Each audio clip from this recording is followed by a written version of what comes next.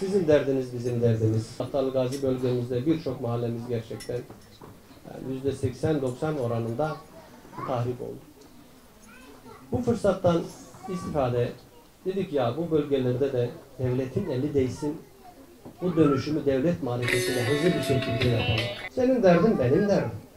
Biz belediye olarak diyoruz ki elimizi taşın altına koyalım. Şehit Fevzi örneğimiz var. Hepimiz rahat edeceğiz. Doğalgazlı evlerde yaşayacağız. İnşallah biraz zor olacak. Değişim zor. Ama değişim sonucu bereketli.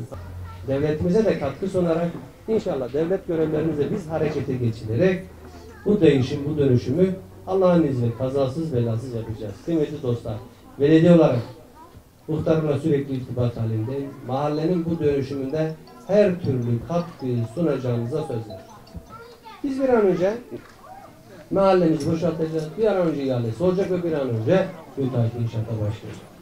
Ben hepinize tekrar bu güzel sabrınız için teşekkür ederim. Birbirimizi anlayacağız. Halinizi çok iyi anlıyorum. Bundan müsterih olun.